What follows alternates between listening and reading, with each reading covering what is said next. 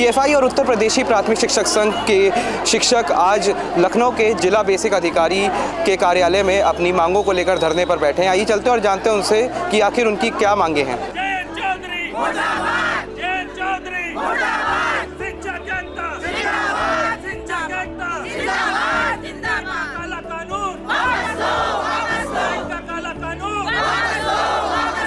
मेरा प्रोटेस्ट था और पुतला दहन करने का कार्यक्रम था, वो हम लोगों ने किया यहाँ पे आकर के। और ये मामला टेट का मामला है, जो 2011 के पहले के नियुक्त हैं टीचर्स, उन पे लागू नहीं होना चाहिए। लेकिन माननीय मंत्री जी ने ऐसा बयान दिया है, अपने संसद के अंदर दिया है बयान, जो निंदनीय भी है और नहीं होना चाहिए था। टीटी जो है हमारे ऊपर लागू कर दिया गया है और इसको पूरी तरीके से सबके ऊपर लागू कर दिया गया। ये पूरा तरह से काला कानून है। क्या कोई सर्जन जो आज 20 साल की प्रैक्टिस कर रहा है नीट का एग्ज़ाम क्लियर कर सकता है? क्या कोई भी पुलिस ऑफिसर जो DPS बना हुआ है, क्या वो दौड़ लगा सकता है?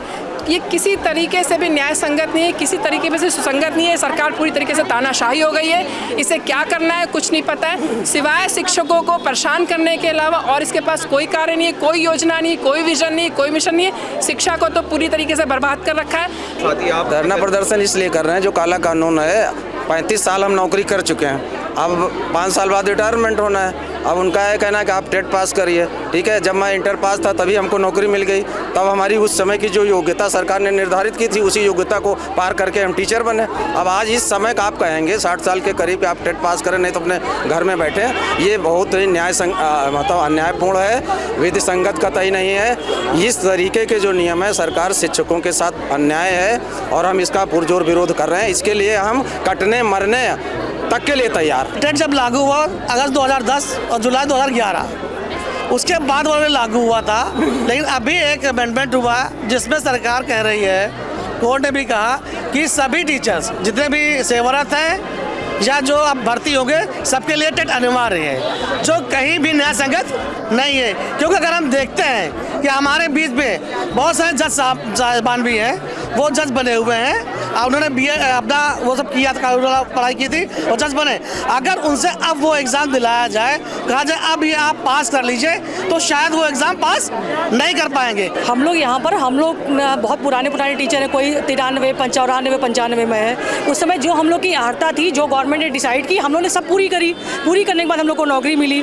अब RTE एक्ट आया 2010 और 11 में आया। तो जब RTE एक्ट में कहा गया कि कोई भी टीचर ऐसा जो टेट पास नहीं होगा, वो सरकारी शिक्षक नहीं बन पाएगा, तो अब वो 2010 के बाद लागू होना चाहिए। और हम लोग को बहुत पहले इसकी छूट भी दी गई थी कि जो लोग 2010 से पहले नियुक्त हुए हैं उनको टेट पास नहीं करना होगा। अब अचानक एक नया पुतला उठा के नहीं, सबको टेट पास करना है। जो टेट पास नहीं होगा वो नौकरी से अयोग्य साबित कर दिया जाएगा, नौकरी से बाहर कर दिया जाएगा। तो हम लोग इसे 50, 55, 56 लोग रुक रहे, किसी को प्रॉब्लम है, तमाम सारी विसंगतियाँ हैं, फादर बीमार हैं, बच्चे सेटल कमेंट कर रहे हैं। इस समय एकदम से सेवा से निर् करना, पूरा शिक्षक आंदोलित है, एकदम से परेशान है, तमाम सारे लोगों पे लोन है। अब आज की तो बहुत बड़ा मतलब क्रूरता बर्बरतापूर्ण कानून है, जिससे तमाम सारे लोग बेघर हो जाएंगे। अब पूरे देश का करीब 20 लाख शिक्षा प्रभावित हो रहा है। हम लोग बहुत इसकी भर्त्सना करते हैं।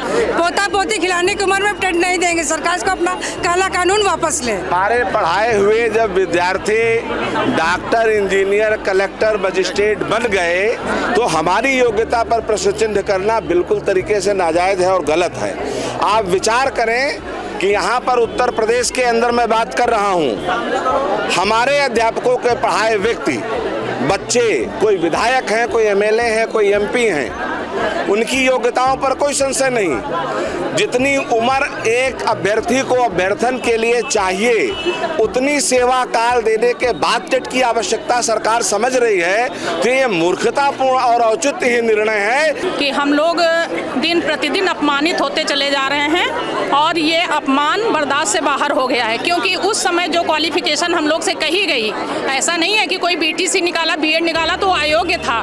BTC निकाल के, B.Ed निकाल के, उस समय ये गवर्नमेंट ऑफ द इंडिया का ही रूल है कि जिस समय आप ज्वाइन करते हैं, तो जो नियम होता है उस नियम के अंतर्गत हम जिन नियमों पे ज्वाइन करते हैं, उन्हीं नियमों पे हमें ताउम्र नौकरी करने को दिया जाए। उसके बाद बीच में आप हमें बिल्कुल आप हमें ट्रेनिंग दीजिए बीच में। अगर आप हमें अपडेट करना चाहते हैं, आप हमारा विभागीय कोई बिल्कुल कराइए, टेस्ट कराइए। लेकिन ये आप टेस्ट थोपते हैं, फिर जैसे एक तकिया से सांस घुटा के मारते हैं। पुतला नहीं फूकना है, मारना नहीं है, कहीं धरना प्रदर्शन नहीं करना है, सब क्या है? ये लोकतंत्र में ये नहीं होना चाहिए सर। हम बेसिक एजुकेशन की अगर बात कर रहे हैं तो हम सारे लोग अपनी अहर्ता पास करके आए हैं, जो उस समय नियम कानून आपके बने थे। अगर आप चाहते हैं हम टेट दें, पहली बात तो ये काला कानून है, तो ये योग्यता आप सभी पर लागू कर सकते हैं। और हम शिक्षक हैं, हम उन स्कूल्स में जाते हैं, उस गांव में जाते हैं जहां का बच्चा शिक्षा के लिए तरस रहा है, लेकिन ये निकम्मी सरकार नहीं चाहती है कि उन गरीब बच्चों को हम पढ़ाएं, हम SIR करें, हम ये करना, हम वो करना। इस समय हमारे स्कूल्स की ये हालत है कि सिर्फ और सिर्फ एक शिक्षा मित्र के भरोसे स्कूल चल रहा है। अभिभावक का विश्वास टूट रहा है, कहता है कि यहाँ के टीचर हैं वो पढ़ाना ही नहीं चाहते, जबकि उनकी मंशा ये है कि गवर्नमेंट पूरी तरीके से इन विद्यालयों को बंद करना चाहती है। वो चाहती ही नहीं है कि ये विद्यालय बचे, जबकि उसने आधे से ज़्यादा मर्ज कर दिए। अब उसकी मंशा ये है कि हम इन सारे जितने भी हमारे शिक्षक हैं उनको बेरोजगारी की कगार पर ला करके खड़ा करना चाहती है। पूर्णतया बेसिक शिक्षा विभाग को बंद करने का प्लान है, इसलिए ये काला कानून लाया गया है। और हम चाहते हैं हमारी गरीब जनता के बच्चे पढ़ें और हम एक बेहतर शिक्षक हैं।